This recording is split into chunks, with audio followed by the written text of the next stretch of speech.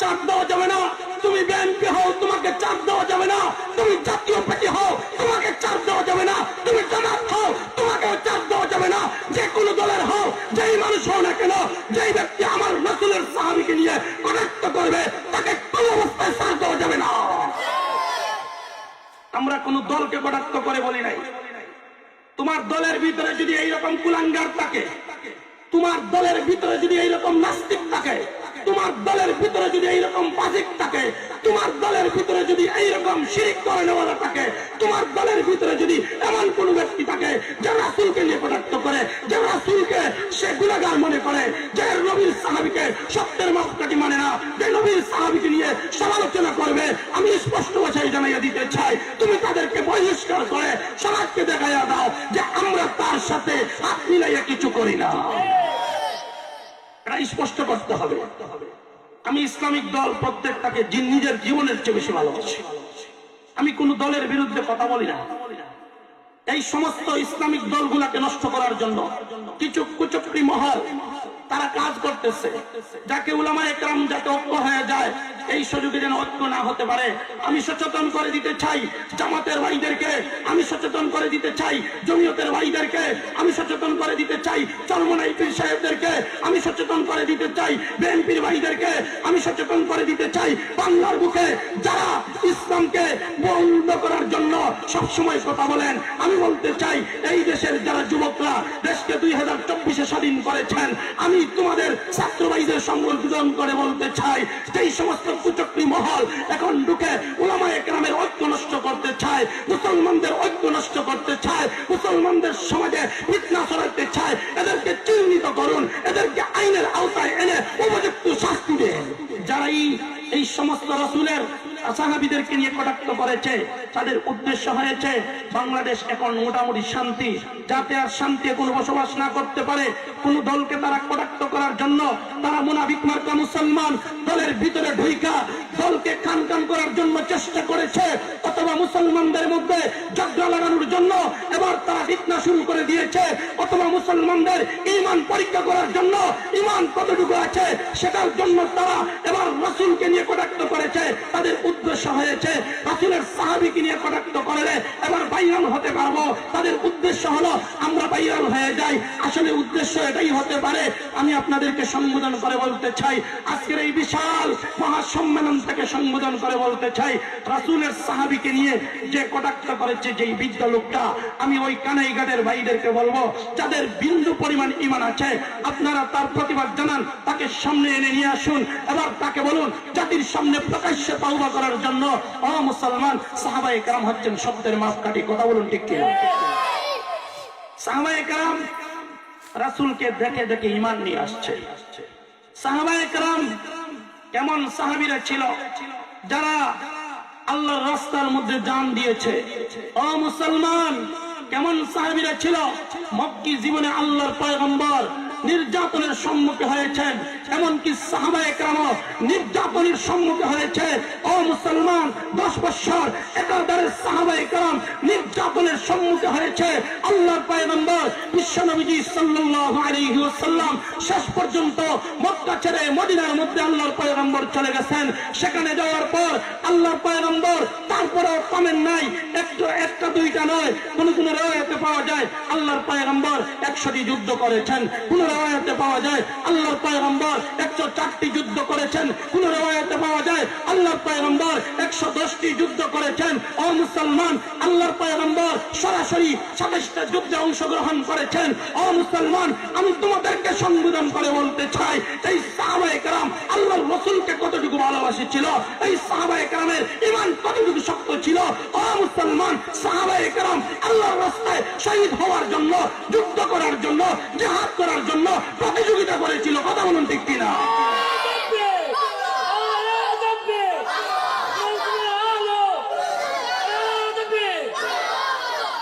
আমার ভাইরা, নবীর কলিজার টুকরা সাহাবীকে নিয়ে যারাই ব্যঙ্গচিত্র করবে, এতে আওয়ামী লীগ হোক তোমাকে চাপ দেওয়া যাবে না, তুমি বিএনপি হও তোমাকে চাপ দেওয়া যাবে না, তুমি জাতীয় পার্টি হও তোমাকে চাপ দেওয়া যাবে না, তুমি জামাত হও তোমাকেও চাপ দেওয়া যাবে না। যে কোনো দলের হও, যেই মানুষ হও না কেন, যেই ব্যক্তি আমার রাসূলের সাহাবীকে নিয়ে কটাক্ষ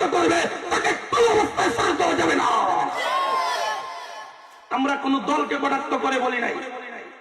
তোমার দলের ভিতরে যদি এইরকম কুলাঙ্গার থাকে, তোমার দলের ভিতরে যদি এইরকম নাস্তিক থাকে, তোমার দলের ভিতরে যদি এইরকম ফাসিক থাকে, তোমার দলের ভিতরে যদি এইরকম শিরক করেনেওয়ালা থাকে, তোমার দলের ভিতরে যদি এমন কোন ব্যক্তি থাকে যে রাসূলকে নিয়ে কটাক্ষ করে, যে রাসূলকে সে গুনাহগার মনে করে, যে নবীর সাহাবীকে সত্যের মাপকাঠি মানে না, যে নবীর সাহাবীকে নিয়ে সমালোচনা করবে, আমি স্পষ্ট ভাষায় জানাইয়া দিতে চাই, তুমি তাদেরকে বহিষ্কার করে সমাজকে দেখাইয়া দাও যে আমরা তার সাথে হাত মিলাইয়া কিছু করি না।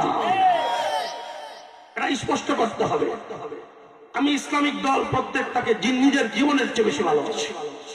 আমি কোন দলের বিরুদ্ধে কথা বলি না।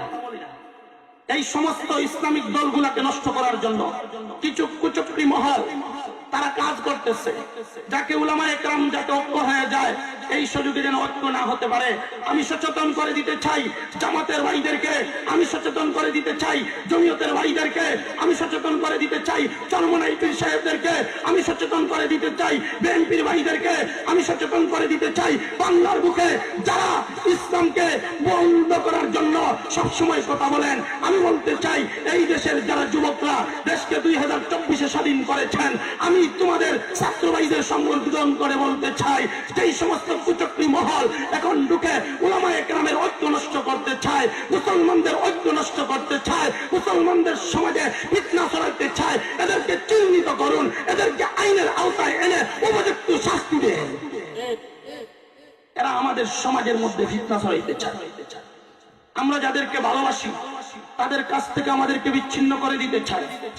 আল্লাহর পয়গম্বর বিশ্বনবী সাল্লাল্লাহু আলাইহি সাল্লাম এর সাহাবায়ে কেরাম কেমন সাহাবীরা ছিল? ও মুসলমান, দোষ থাকতে পারে, আমাদেরও দোষ ছিল, সাহাবীদেরও দোষ ছিল। দোষ ছিল না বিষয়টা এমন নয়। তারা ইসলাম ধর্ম যখন গ্রহণ করেছে, অতীতের সমস্ত গুনাহ আল্লাহ মাফ করে দিয়েছেন। এমন কোন সাহাবী আপনি দেখাতে পারবেন না যেই সাহাবী তওবা করে নাই, এমন কোন সাহাবী পাবেন না যেই সাহাবী আল্লাহকে সন্তুষ্ট করে কবরে যায় নাই। ও মুসলমান, প্রত্যেকটা সাহাবী আল্লাহকে সন্তুষ্ট করেছে, প্রত্যেকজন সাহাবী রাসূলকে সন্তুষ্ট করেছে।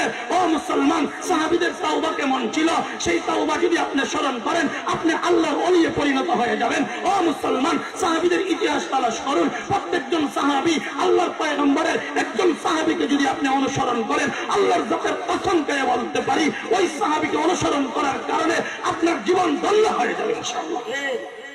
যে কোনো আদনা সাহাবীদের কোন সাহাবী কোন দিক দিয়ে কমতি নয়। ও মুসলমান, সাহাবায়ে কেরাম একেবারে নিম্ন স্তরের কোন সাহাবীকে যদি বের করা হয়, বর্তমান জামানার যে সমস্ত কুলাঙ্গার গুলা সমালোচনা শুরু করে দিয়েছে, আমার নবীর সাহাবীকে নিয়ে কটাক্ষ করা শুরু করে দিয়েছে, আমি স্পষ্ট ভাষায় জানিয়ে দিতে চাই, এরা না পুরো দুনিয়ার সমস্ত ওলি আউলিয়া, এরা না পুরো দুনিয়ার দল কুতুব সবাইকে যদি ঐক্যবদ্ধ করে এবার যদি একটা পাল্লার মধ্যে তুলে ধরা হয়, সাহাবায়ে কেরাম জিহাদের ময়দানে যাওয়ার সময় তার পায়ের মধ্যে যেই ধুলাবালু লেগেছিল সেই ধুলাবালুর সমান হবে না। কথা বলুন ঠিক কিনা? এমন সাহাবীদেরকে নিয়ে কটাক্ষ করেছে। আমি কানাইঘাটের ভাইদেরকে সম্বোধন করে বলবো, আল্লাহর জাতের কসম খেয়ে বলি, তোমাদেরকে অন্তর থেকে ভালোবাসি। তোমরা যেই দলের হও না কেন, এখানে উলামায়ে কেরামের মার্কাজ, এই জায়গার মধ্যে নবীর সাহাবীকে নিয়ে কটাক্ষ করা হবে, নবীর সাহাবীর সমালোচনা করা হবে, একটা কখনো বাংলার মুসলমান মেনে নিতে পারে না। বাংলাদেশের যে কোনো প্রান্তে হোক, রাসূলের সাহাবীকে নিয়ে কটাক্ষ করতে পারবে না। একটাই সিদ্ধান্ত নেন, ও মুসলমান, রাসূলের সাহাবীকে নিয়ে কটাক্ষ করবেন, আপনার ঈমান কোথায়? আপনি তো ঈমান পাইছেন রাসূলের সাহাবী থেকে, আল্লাহর রাসূলের সাহাবী থেকে ঈমান পাইছেন। ও মুসলমান, আল্লাহর রাসূলের সাহাবীর সাথে আপনার ঈমান মিলানো হয়েছে। আল্লাহর পয়গম্বর বিশ্বনবী সাল্লাল্লাহু আলাইহি সাল্লাম বলেছেন, আমার সাহাবীদেরকে তোমরা অনুসরণ করো, আমার সাহাবীকে তোমরা দেখো, আমার সাহাবী কিভাবে চলাফেরা করেছে। ও মুসলমান, নবীর সাহাবীদের সম্পর্কে আল্লাহ তাআলা কোরআনের আয়াত নাযিল করে বলেন, উলাইকা হুমুল মুফলিহুন, উলাইকা হুমুর রাশিদুন, উলাইকা আল্লাযীনা ইমতাহানাল্লাহু قلوبهم للتقوى والسابقون السابقون أولئك المقربون رضي الله عنهم ورضوا عنه একবার চিল্লায়ে বলেন আল্লাহু আকবার।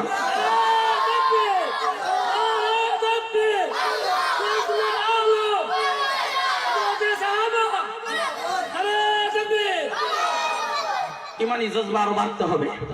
নবীর সাহাবীদের ঈমান কেমন ছিল? ও মুসলমান, আল্লাহর পয়গম্বরের সাহাবীদের মুখে ছিল আল্লাহু আকবারের ধ্বনি, হাতে ছিল তরবারি, মুখে বুকে ছিল কোরআন। যেখানে গিয়েছেন বাতিল শক্তি পলায়ন করতে বাধ্য হয়েছে। সেই ধারাবাহিকতায় ও মুসলমান, আজকে আপনি মুসলমান হয়েছেন, আপনি শান্তি বসবাস করতেছেন, আপনি কোরআন পেয়েছেন, আপনি রাসূলের সুন্নাহ পেয়েছেন।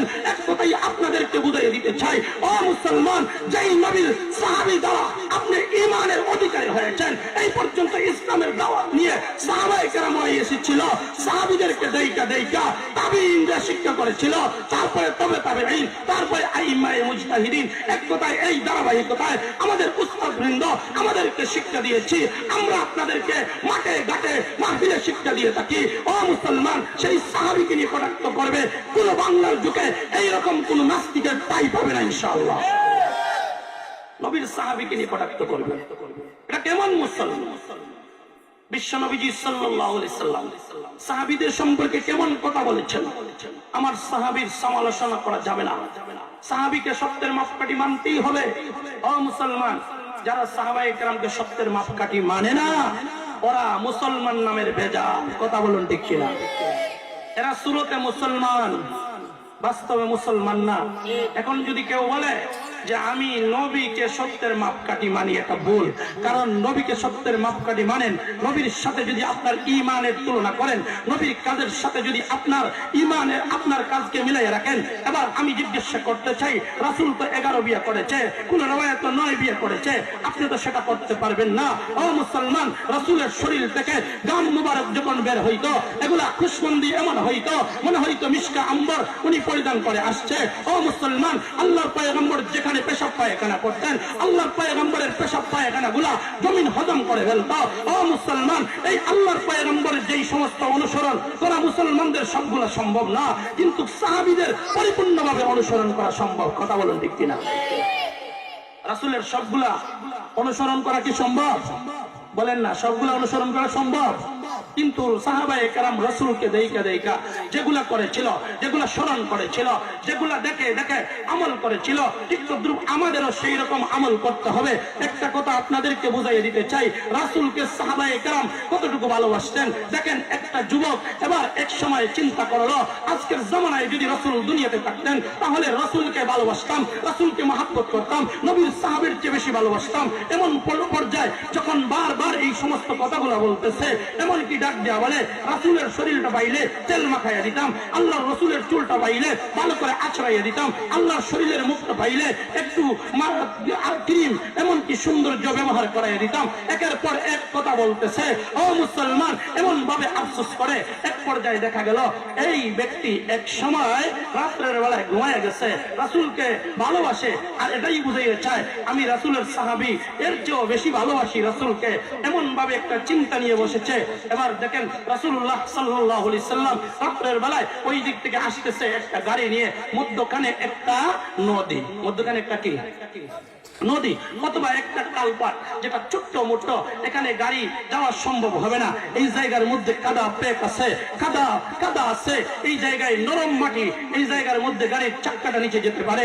এমন অবস্থায় এই আশিক রাসূল এবার চিন্তা করলো, এবার কি করা যায়? বাড়ির মধ্যে চলে যায়, বাড়িতে চলে যাবে, সেখান থেকে কুদাল নিয়ে আসবে, আসার পরে এই জায়গার মধ্যে এবার কি করবে? ওইটা মাটি খনন কইরা এখানে মাটি দিবে, তারপরে আল্লাহর রাসূলের গাড়ি পার হবে। দেখেন, নবীর সাহাবী, এমন সময় দেখেন নবীর একজন সাহাবী ওই জায়গায় দৌড়াই আসতেছে। আসার পরে দেখা যায় ওই জায়গায় কোনো কুড়াল লাগায় নাই, ওই জায়গায় কোনো মাটি লাগায় নাই। ও মুসলমান, নবীর সাহাবী এই কালপাট বনে গেছে, এই জায়গায় চিত হয়ে শুয়ে গেছে। বলেন সুবহানাল্লাহ। আল্লাহর রাসূলের গাড়ি ওর বুকের উপর দিকে চলে গেছে। ও মুসলমান, এবার ওই ব্যক্তির ঘুমটা ভেঙে গেল। ও কুড়াল নিয়ে দেখে রাসূলের গাড়িটা ওই ব্যক্তির সাহাবীর বুকের উপর দিয়ে চলে গেছে। দেখেন, এই নবীর সাহাবীগুলা রাসূলকে কেমন ভালোবাসে। আর আমাদের সমাজের কিছু মানুষ, আমরা বলি রাসূলকে ভালোবাসি, অথচ আমরা দাঁড়িয়ে রাখি না। কথা বলুন ঠিক কিনা?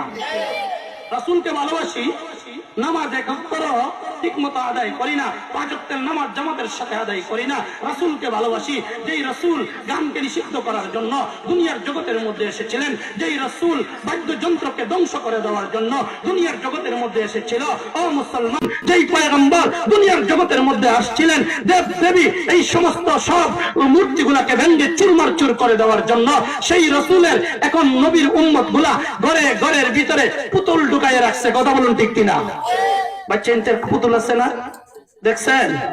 এই পুতুল গুলা যে বাচ্চার হাতে তুলে দিচ্ছেন, আপনার বিবেকটা কোথায় রাখছেন? এটা তো আপনার বিবেকে কাজ করার দরকার ছিল। এখানে পুতুল ডাকার কোনো বিষয় নয়। ও মুসলমান, আল্লাহর পয়গম্বর বিশ্ব নবীজি সাল্লাল্লাহু আলাইহি সাল্লাম বলেন, মান রাআ মিনকুম মুনকারান ফালইগাইয়িরহু বিয়াদিহি ওয়া ইন লাম ইসতাতি ওয়া বিলিসানিহি ওয়া ইন লাম ইসতাতি ওয়া বিকলবিহি ওয়া যালিকা আযআবুল ঈমান। আল্লাহর পয়গম্বর বলেন, যেখানে অন্যায় কাজ চলবে, তোমার যদি হাত থাকে তুমি হাত দিয়ে বারণ করবা, যদি তাও না পারো তাহলে তোমার জবান দিয়ে প্রতিবাদ করবা, যদি তাও না পারো দিল দিয়ে ঘৃণা করবা। আজকে মুসলমান তার হাতের দ্বারাও প্রতিবাদ করে না, মুসলমান তার জবান দিয়েও প্রতিবাদ করে না, মুসলমান তার দিল দিয়েও ঘৃণা করে না, মুসলমান তার আজকে দেখা যায় তার সন্তান গান বাজায়। ও মুসলমান, তার সন্তান দেখা যায় সিনেমা দেখে, তার সন্তান টিভি দেখে, রাতকে রাত মোবাইল ব্যবহার করে। আছে কি নাই? আসেনি? ইন্টারনেট সারা রাত দেখে কিন্তু ফজরের নামাজ পড়ে না। আসেনি এমন মানুষ? বলেন না। আল্লাহ তো বলেছেন কোরআনের এক আয়াতের মধ্যে বলেন, ইয়া আইয়ুহাল্লাযীনা আমানু কু আনফুসাকুম ওয়া আহলিকুম নারা। হে ঈমানদাররা, তোমরা নিজে জাহান্নামের আগুন থেকে বাঁচাও, তোমাদের পরিবার পরিজনকে জাহান্নামের আগুন থেকে বাঁচাও। ও মুসলমান, আমি আপনাদেরকে জিজ্ঞাসা করতে চাই, যে এই রাসূল এসেছিলেন দুনিয়ার জগতে এই জাহান্নামী মানুষগুলোকে জান্নাতি বানাইয়া দেওয়ার জন্য। ও মুসলমান, এই আল্লাহ কোরআনের আয়াত নাজিল করে জানাইয়া দিয়েছেন, ও মুসলমান, তুমি নিজে জাহান্নামের আগুন থেকে বাঁচো, তোমার পরিবার পরিজন, তোমার আত্মীয় স্বজন, তোমার বংশধর, তোমার প্রতিবেশী, তাদেরকে তুমি জাহান্নামের আগুন থেকে বাঁচাও। আজকে তো দেখা যায় আমাদের যুবকরা লাভাই লাভাইয়া জাহান্নামের আগুনের মধ্যে গিয়ে পড়তেছে, আমাদের আত্মীয় স্বজন লাভাই লাভাই জাহান্নামের মধ্যে গিয়া পড়ে আছে।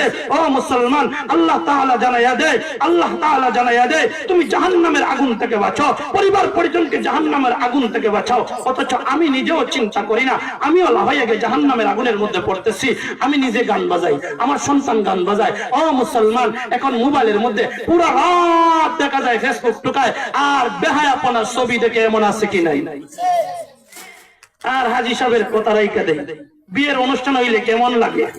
হাজি করে, হাজি 3বার 4বার হজ কইরা আসে, কিন্তু ছেলের বিয়ের সময় গানের অনুষ্ঠান ছাড়া বিয়ে হয় না, গেট ছাড়া বিয়ে হয় না, মেয়ের বিয়ের সময় গানের অনুষ্ঠান না কইরা বিয়ে হয় না। ও মুসলমান, সারা জীবন হজ করেন, এই হজ আল্লাহর দরবারও কবুল হবে না। আপনি সারা জীবন তাবলীগ করেন, তাবলীগ কবুল হবে না। আপনি আগে আল্লাহর হুকুম নবীর তরিকা মতো জীবন পরিচালনা করেন। আজকে দেখা যায় আমাদের ঘরে ঘরে গানের অনুষ্ঠান, ঘরে ঘরে গানের অনুষ্ঠান। ও মুসলমান, এই গানগুলা এখন শিক্ষা অর্জন করে করে তোমার সন্তানগুলা লাভাই লাভাইয়া জাহান্নামের মধ্যে নিক্ষেপ হচ্ছে। কথা বলুন ঠিক কিনা? আজকে মুসলমান তার ঈমান হারানোর জন্য যত ষড়যন্ত্র আছে, প্রত্যেকটা ষড়যন্ত্র করা হচ্ছে মুসলমানদের ঈমান কিভাবে ধ্বংস করা যায়, মুসলমানদের ঈমান যেন সে ঠিক মতো না রাখতে পারে, তার ঈমানটা যেন হারাইতে পারে। এই জন্য মুনাফিকরাও ষড়যন্ত্র করে, ইহুদি খ্রিস্টানরাও ষড়যন্ত্র করে। এক সময় আমরা রেখেছি টিভির গান, সিনেমার গান, এগুলা ছিল তখন টিভি দেখতে হইতো, এক বাড়ির মধ্যে গিয়ে বসতো 50-60 জন এক জায়গায় বসে টিভি গুলা দেখতো। কিন্তু এখন খ্রিস্টানরা এমন একটা চিন্তা করলো ঘরে ঘরে কিভাবে ঢুকানো যায়, যার কারণে এখন দেখা যায় মোবাইল, এমন একটা মোবাইল দিয়েছে যেই মোবাইলের মধ্যে টিভির সবকিছু আছে, সিনেমার সবকিছু আছে। কোনো কিছু করতে হলে অন্য কারো বাড়িতে যাওয়া সম্ভব না হলেও সে ঘরে বসে বসে এগুলো দেখতে পারে। কথা বলুন ঠিক কিনা? আমার ভাইরা, এই সব বের হয়েছে একমাত্র মুসলমানদের ঈমানকে ধ্বংস করার জন্য। আপনার এলাকায় মনে করেন সম্পত্তি আছে একটা ঘরের ভিতরে, ডাকাতরা চিন্তা করে ওই ঘরের ভিতরে ঢুকতে পারলে তাদের ডাকাতি কইরা এই সমস্ত মাল নিয়ে যেতে পারবো। মুসলমানদের একটা সম্পদ, এটা হচ্ছে দৌলতে ঈমান। ঈমানের উপর আর কিছু নাই। এই ঈমানকে ধ্বংস করার জন্য মুনাফিকরা একের পর এক ষড়যন্ত্র করছে, ইহুদি খ্রিস্টানরা একের পর এক ষড়যন্ত্র করছে। এই দেখেন কিছুদিন পরে পর রাসূলকে নিয়ে কটাক্ষ করে, কিছুদিন পর পর সাহাবীকে নিয়ে কটাক্ষ করে, কিছুদিন পর পর কোরআনকে নিয়ে কটাক্ষ করে। এবার কোরআন থেকে মুসলমানকে কিভাবে দূরে সরানো যায় একের পর এক ষড়যন্ত্র করা শুরু করে দিয়েছে। মুসলমানের হাতে হাতে এখন মোবাইল ঢুকে গেছে।